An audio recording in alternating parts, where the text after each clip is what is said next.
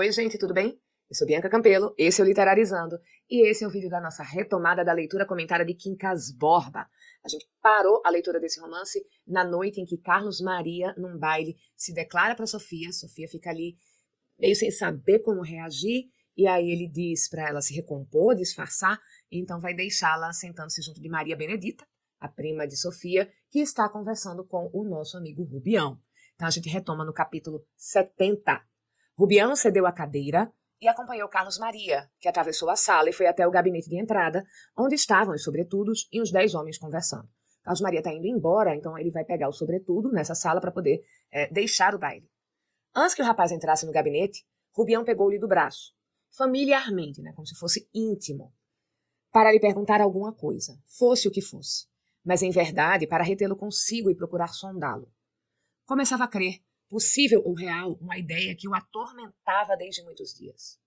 Agora, a conversação dilatada, os modos dela, o narrador está deixando aqui, gente, no nível da insinuação, mas temos uma quantidade boa aqui de pistas para identificar que a ideia que está atormentando o Rubião é de que o Carlos Maria seja um rival dele nos amores, na atenção de Sofia.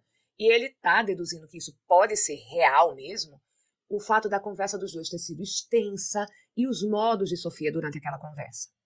Carlos Maria não tinha notícia da longa paixão do mineiro, guardada, mortificada, torturada, não se podendo confessar a ninguém, esperando os benefícios do acaso, contentando-se de pouco, da simples vista da pessoa, dormindo mal às noites, dando dinheiro para as operações mercantis.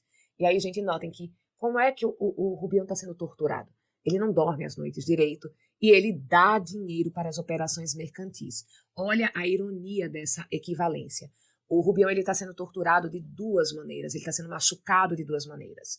Na sua qualidade de vida, porque ele está ali, sofrendo pelo amor de Sofia, mas também no seu tesouro, nas suas finanças, porque sabendo desses afetos, Palha permite que ele esteja próximo de Sofia para vê-la, contentando-se em vê-la, e com isso ele vai conseguindo convencer Rubião a ceder dinheiro para as operações financeiras do Cristiano. Que ele não tinha ciúmes do marido. Nunca a intimidade do casal lhe excitar os olhos contra o legítimo senhor. E lá iam meses e meses sem alteração do sentimento, nem morte da esperança. Mas a possibilidade de um rival de fora veio atordoá-lo. Aqui é que o ciúme trouxe ao nosso amigo uma dentada de sangue. E o Rubião está com vontade de entrar numa briga. Ele não tem ciúmes do Palha, o que é muito estranho, mas enfim, A gente não explica tão claramente e racionalmente vários sentimentos. Mas o que ele não está admitindo é chegar mais alguém para disputar o amor de Sofia. Que é? Disse Carlos Maria voltando-se. Ao mesmo tempo, entrou no gabinete onde os 10 homens tratavam de política, porque esse baile, ia me esquecendo de dizê-lo, era dado em casa de Camacho a propósito dos anos da mulher. Quando os dois ali entraram, a conversação era geral, o assunto o mesmo, e todos falavam para todos. Um turbilhão de ditos, de pareceres, de afirmações diversas. Um, que era doutrinário, conseguiu dominar os outros que se calaram por instantes, fumando. E antes de a gente ver o que esse homem está falando, vamos entender alguns detalhes desses gestos. O Carlos Maria está perguntando o que é que o Rubião quer com ele, mas não está dando muita atenção, porque ele entrou direto no gabinete, ele não parou para falar com o Rubião.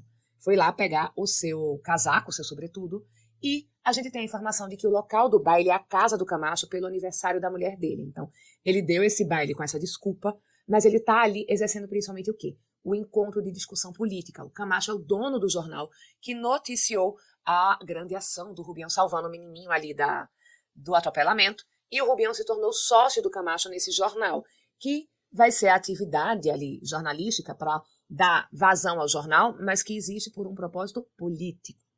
Então, está dizendo o homem que dominou o discurso, que os outros estão fumando. Podem fazer tudo, disse o doutrinário, mas a punição moral é certa. As dívidas dos partidos pagam-se com juros até o último real e até a última geração. Princípios não morrem. Os partidos que o esquecem expiram, morrem no lodo e na ignomínia. A ignomínia é a desonra. Então, um partido que não mantém-se fiel aos seus princípios doutrinários, aos seus princípios fundadores, ele termina morrendo na desonra. Outro, meio calvo, não acreditava na punição moral e dizia por quê.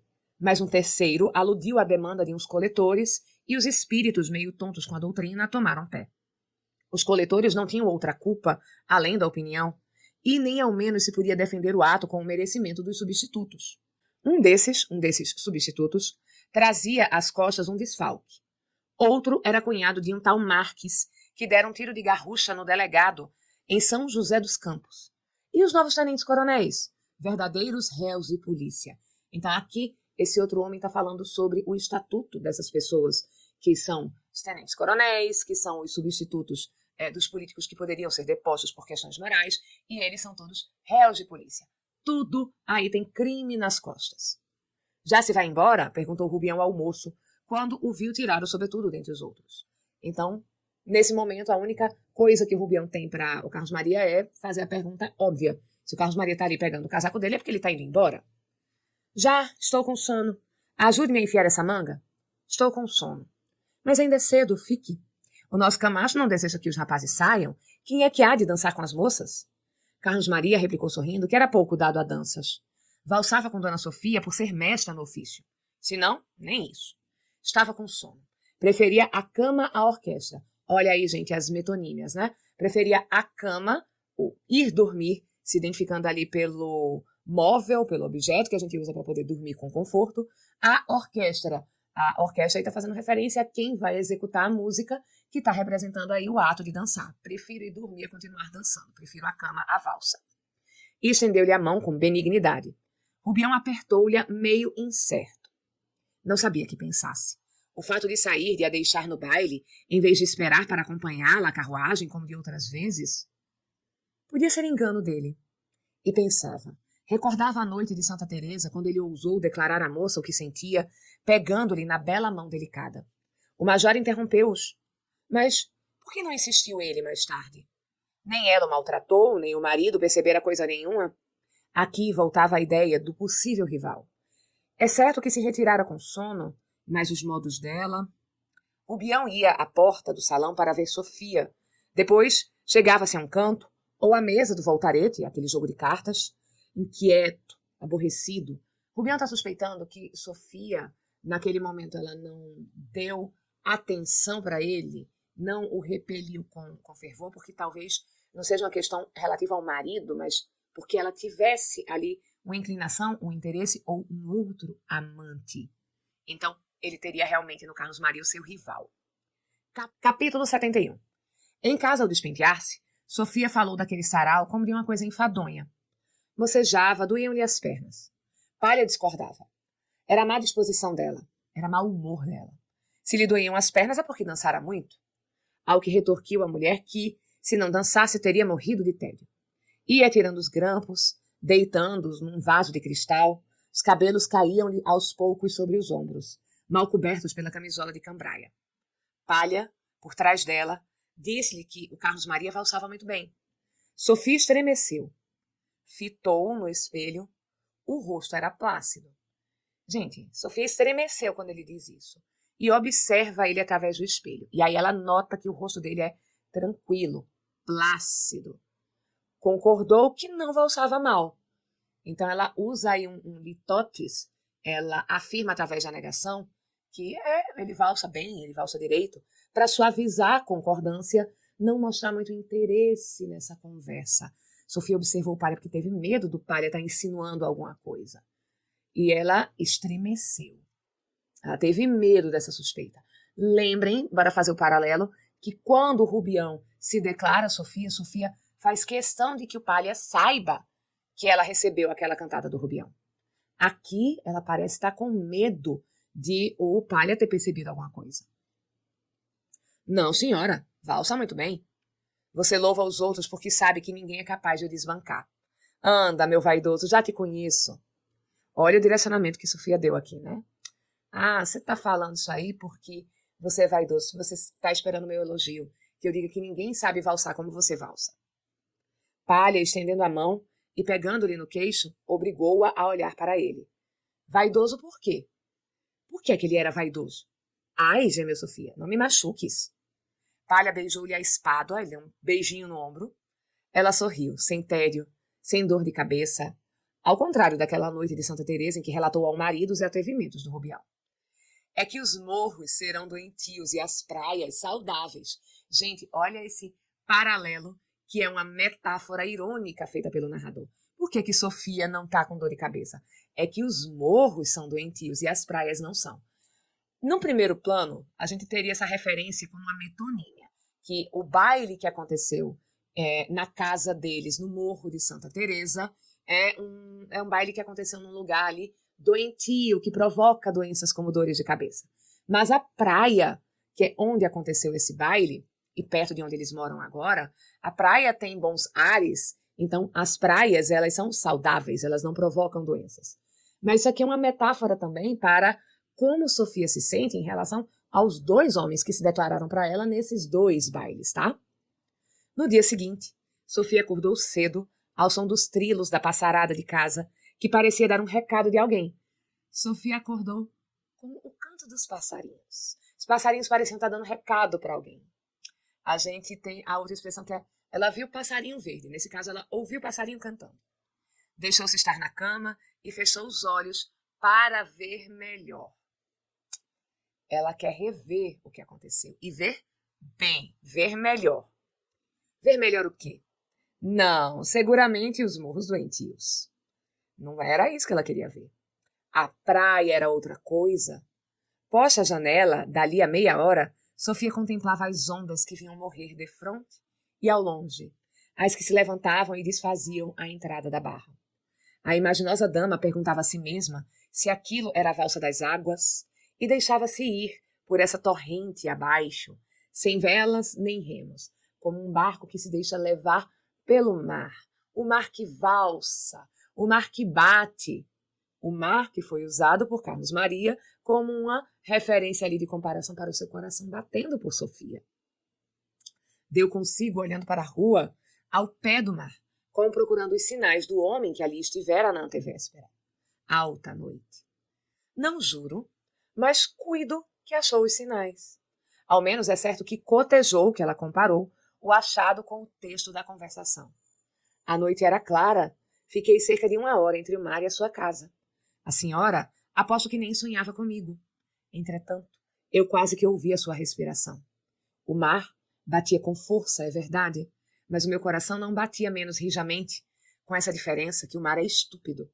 Bate sem saber por quê. E o meu coração sabe que batia pela senhora. Eita, a Sofia tá pensando demais nessa história. Será que ela vai se apaixonar por Carlos Maria? Ela é casada. Capítulo 73. Entre duas frases, sentiu que alguém lhe punha a mão no ombro. Era o marido que acabava de tomar café e ia para a cidade. Despediram-se afetuosamente. Cristiano recomendou-lhe Maria Benedita, que acordara muito aborrecida. Já de pé, exclamou Sofia. Quando eu desci, já achei na sala de jantar. Acordou com a mania de ir para a roça. Teve um sonho. Não sei que. Calundus, concluiu Sofia. Calundus, gente, é uma expressão angolana que significa mau humor, né? É calundu. Maria Benedita estava observando a valsa da Sofia e do Carlos Maria na véspera. Será que a gente não tem aí um triângulo amoroso? Maria Benedita, Carlos Maria e Sofia? Olha só. Vou chamar a atenção de vocês para um outro paralelo que está acontecendo aqui. Quando Sofia recebeu aquela declaração de amor do Rubião no outro baile, teve uma outra moça que ficou ali observando, que também não passa a noite bem, que também vai ficar de grande mau humor, doida para denunciar Sofia ao marido. Será que a Maria Benedita vai ter esse desejo de denunciar Sofia ao esposo? E será que essa denúncia vai acontecer? A anterior não aconteceu, né? E com os dedos hábeis e leves, consertou a gravata ao marido, puxou-lhe a gola do fraque para diante e despediram-se outra vez. Ela foi lá cuidar para o marido sair muito bem apresentado nessas roupas, gente, que são roupas muito chiques, bem europeias, né? Palha desceu e saiu. Sofia deixou-se estar à janela. Antes de dobrar a esquina, ela voltou a cabeça e, na forma do costume, disseram adeus com a mão. Capítulo 73. A noite era clara. Fiquei cerca de 1 hora entre o mar e a sua casa. A senhora, aposto que, quando Sofia pôde arrancar-se de todo a janela, o relógio de baixo batia 9 horas. Gente, ela ficou um tempão pensando nisso. Zangada, arrependida, jurou a si mesma, pela alma da mãe, não pensar mais em semelhante episódio. Considerou que não valia nada. O erro foi deixar que o rapaz chegasse ao fim dos seus atrevimentos. Verdade é que, procedendo assim, evitou algum grande escândalo, porque ele era capaz de acompanhar até a cadeira e dizer-lhe o resto ao pé de outras pessoas. E o resto repetia-se ainda uma vez na memória dela, como um trecho musical teimoso, as mesmas palavras e a mesma voz. A noite era clara. Fiquei cerca de 1 hora. Capítulo 74. Enquanto ela repetia a declaração da véspera, Carlos Maria abria os olhos, estirava os membros e, antes de ir para o banho, vestir-se e dar um passeio a cavalo, reconstruiu a véspera. Tinha esse costume. Achava sempre nos sucessos, nos acontecimentos do dia anterior, algum fato, algum dito, alguma nota, algum comentário que lhe fazia bem. Aí é que o espírito se demorava, aí eram as estalagens do caminho onde ele descavalgava para beber vagarosamente um gole d'água fresca. Aqui a gente tem o paralelo entre ele mergulhar nessas lembranças e fazer o seu passeio a cavalo, mas vamos lembrar também, gente, que na época o costume do jovem namorador era namorar a cavalo, era passar a cavalo nas ruas para dar aquela paquerada, flertar, fazer um comprimento de cabeça, tirar o chapéu para uma moça bonita. Se não havia sucesso nenhum desses, né, se não havia nenhum acontecimento digno de importância, ou se só os havia só contrários, nem por isso as sensações eram desconfortativas.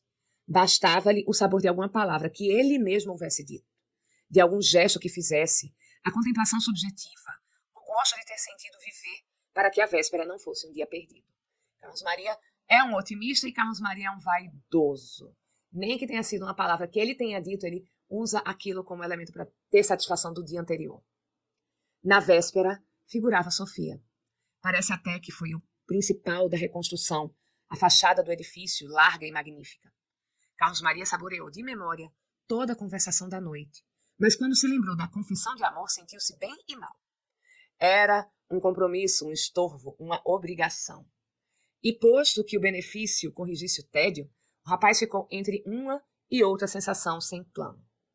Ao recordar-se da notícia que lhe deu de haver ido à praia do Flamengo na outra noite, não pôde suster o riso e não pôde conter o sorriso, porque não era verdade. Nascera-lhe a ideia da própria conversação, mas nem lá foi, nem pensara nisso. Afinal, susteve o riso e até se arrependeu dele. O fato de haver mentido trouxe-lhe uma sensação de inferioridade que o abateu. Chegou a pensar em retificar o que dissera, logo que estivesse com Sofia, mas reconheceu que a emenda era pior que o soneto, e que há bonitos sonetos mentirosos. Vamos entender aqui, gente, uma coisa importante. Carlos Maria não está interessado em Sofia. Carlos Maria vai fazer essas declarações porque é quase que um compromisso, uma obrigação. Se ele está ali com uma moça bonita como Sofia, ele vai galanteá-la. E a ideia ali de falar do mar para fazer esses galanteios e essas declarações foi de improviso na hora. Ele não teve em nenhum momento esperando por Sofia, sonhando por Sofia, mas Sofia está acreditando nessas palavras dele. Notem, isso é importante.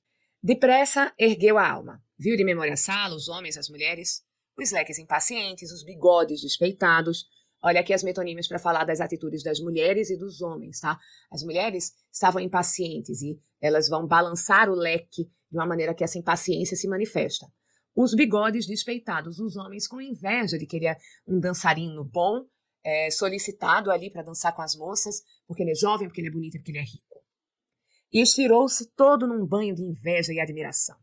De inveja alheia, note-se bem. Ele carecia desse sentimento ruim.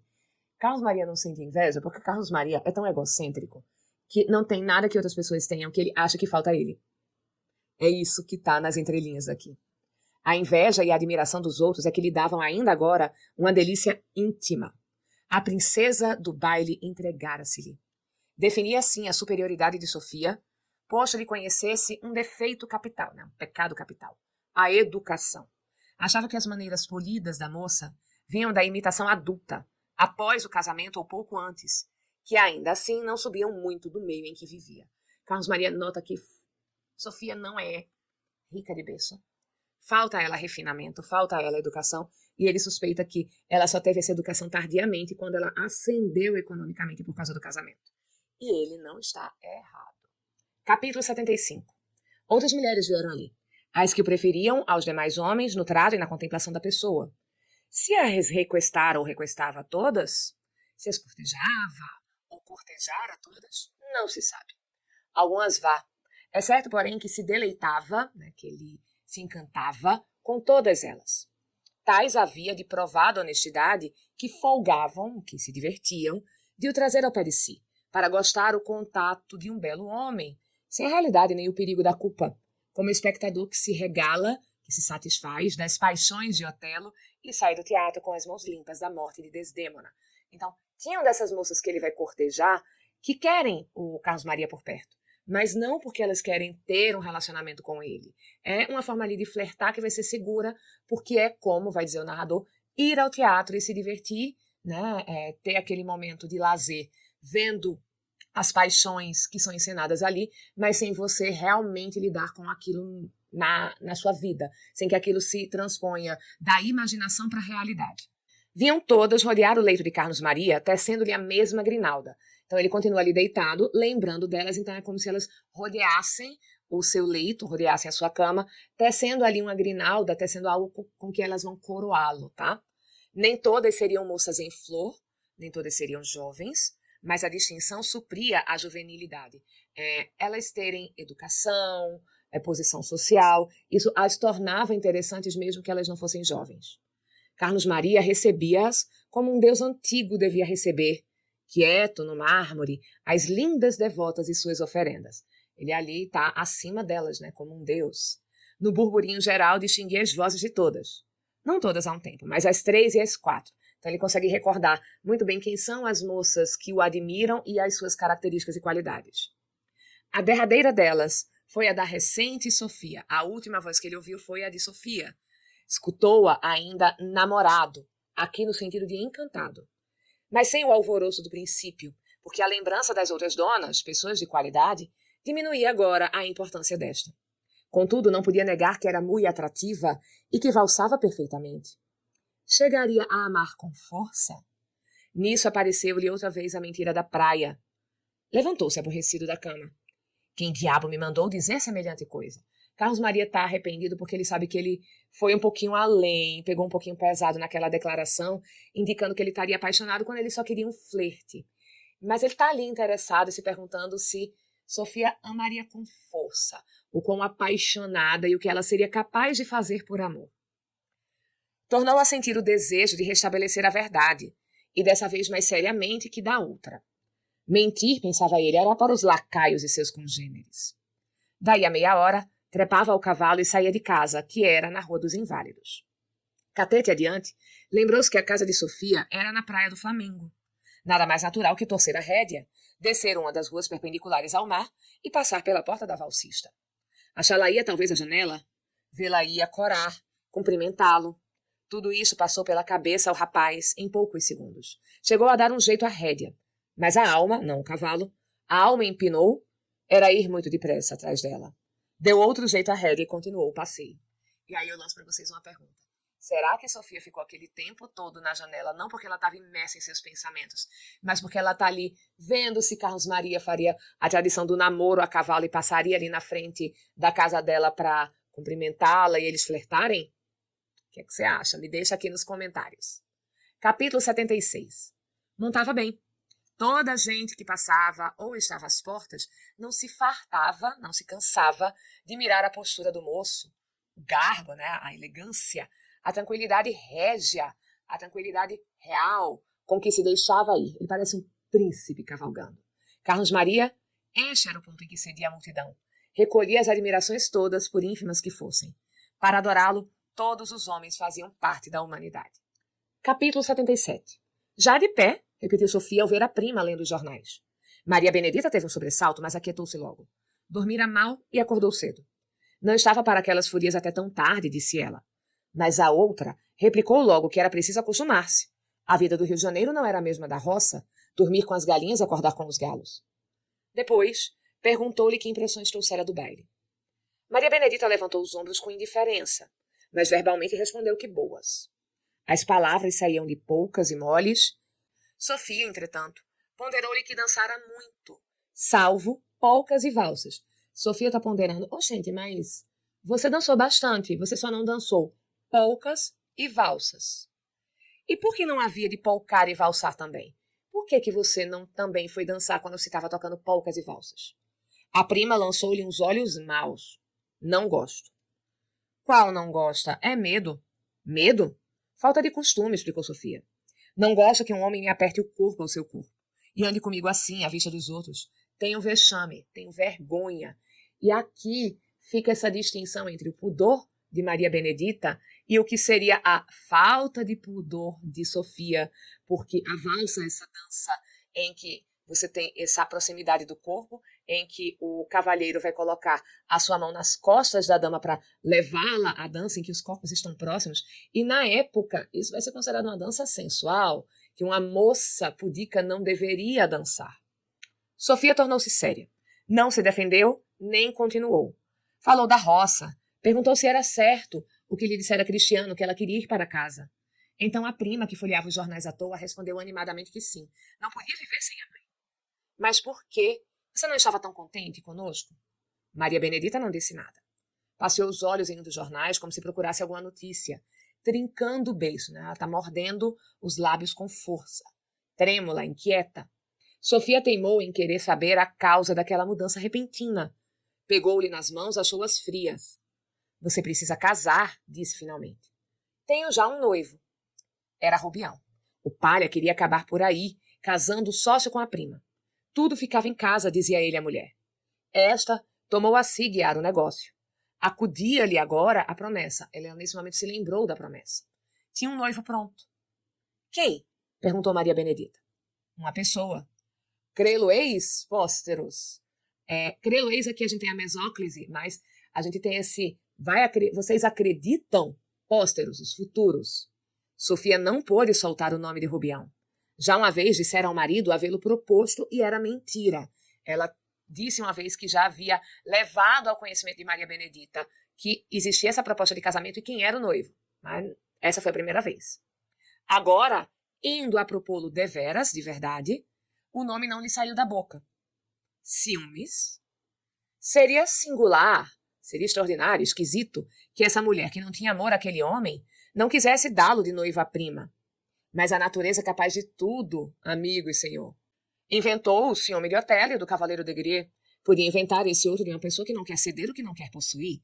De Grier, gente, é o protagonista de Manon Lescaut, um romance francês do século XVIII, extremamente influente, foi muito lido, foi muito republicado. E esse personagem, na obra original, ele tem ciúmes legítimos. Ele tá amando e ele tem ciúme da pessoa que ele ama. Uma situação diferente dessa daqui de Sofia, tá? Mas quem? Repetiu Maria Benedita. Direi depois. Deixe-me arranjar as coisas, respondeu Sofia e mudou de conversa. Maria Benedita trocou de rosto. A boca encheu-se-lhe de riso, um riso de alegria e de esperança. Os olhos agradeceram a promessa e disseram palavras que ninguém podia ouvir nem entender, palavras obscuras. Gosta de valsar. É o quê?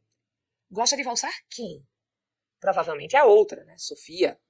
Tinha valsado tanto na véspera com o mesmo Carlos Maria que bem se poderia achar na dança um pretexto. Maria Benedita concluía agora que era o próprio e único motivo. Conversavam muito nos intervalos, é certo, mas naturalmente era dela que falava, uma vez que a prima tinha peito casá-la e só lhe pedia que deixasse arranjar as coisas. Talvez ele a achasse feia ou sem graça. Uma vez, porém, que a prima queria arranjar as coisas... Tudo isso diziam os olhos gaios da menina, os olhos alegres da menina. Eita, gente, Maria Benedita está entendendo tudo errado agora.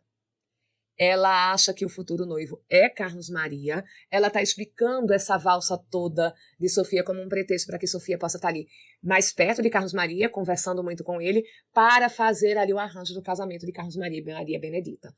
E ela está feliz com essa ideia. Imagina se ela souber que Carlos Maria andou cantando Sofia. E Sofia está levando essa cantada a sério. Capítulo 78. Rubião é que não perdeu a suspeita assim tão facilmente. Pensou em falar a Carlos Maria, interrogá-lo. E chegou a ir à Rua dos Inválidos, no dia seguinte, 3 vezes. Não encontrando, mudou de parecer. Encerrou-se por alguns dias, ficou lá isolado na casa dele. O Major Siqueira arrancou-o à solidão. Ia participar-lhe, ia avisar-lhe que se mudara para a Rua 2 de Dezembro. Gostou muito da casa do nosso amigo. das alfaias, os objetos ali da casa, da decoração, do luxo, de todas as minúcias, ouros e bambinelas, ouros e cortinas. Sobre esse assunto discorreu longamente, relembrando alguns móveis antigos. Parou de repente para dizer que o achava aborrecido. Era natural, faltava-lhe ali um complemento. O senhor é feliz, mas falta-lhe aqui uma coisa. Falta-lhe mulher. O senhor precisa casar. Case-se e diga que eu o engano. Rubião lembrou-se de Santa Teresa, daquela famosa noite da conversação com Sofia, e sentiu correr-lhe um frio pelas costas. Mas a voz do major não tinha nenhum sarcasmo. Tampouco era animada de interesse. A filha estava ainda qual a deixamos no capítulo 43, com a diferença que os 40 anos vieram. Quarentona, solteirona. Gemeu-os consigo logo de manhã, no dia em que os completou. Não pôs fita nem rosa no cabelo. Nenhuma festa, tão somente um discurso do pai ao almoço, lembrando-lhe a vida de criança, anedotas da mãe e da avó, um dominó, é um tipo de fantasia, tá? Um dominó de baile de máscaras, um batizado de 1848, a solitária, que é um tipo de colar, de um coronel Clodomiro. Várias coisas assim de mistura para entreter as horas. Dona Tonica mal podia ouvi-lo. Metida em si mesma, ia roendo o pão da solitude moral, ao passo que se arrependia dos últimos esforços empregados na busca de um marido. 40 anos. Era tempo de parar. Nada disso lembrava agora ao major. Era sincero, achou que a casa de Rubião não tinha alma e repetiu ao despedir-se. Case-se e diga que eu o engano. Capítulo 79. E por que não? Perguntou uma voz depois que o major saiu. Rubião, apavorado, olhou em volta de si. Viu apenas o cachorro parado, olhando para ele. Era tão absurdo crer que a pergunta viria do próprio Quincas Borba, ou antes, do outro Quincas Borba, cujo espírito estivesse no corpo deste, que o nosso amigo sorriu com desdém. Mas, ao mesmo tempo, executando o gesto do capítulo 49, estendeu a mão e coçou amorosamente as orelhas e a nuca do cachorro. Ato próprio a dar satisfação ao possível espírito do finado. Era assim que o nosso amigo se desdobrava, sem público, diante de si mesmo. Gente, nota então o seguinte. Para o Rubião, Quincas Borba, cachorro, falou. Quer dizer, foi o espírito do Quincas Borba que falou, mas o fato é que ele escutou uma voz humana, então o cachorro falou. Isso está bem esquisito e vamos ver como é que vai se desdobrar nos nossos próximos encontros. Se você gostou desse vídeo, está acompanhando aqui a leitura comentada de Quincas Borba, deixa um like, compartilha nas redes sociais que você está aqui acompanhando essa playlist e eu vejo vocês no nosso próximo encontro. Um beijo, boa leitura e até mais.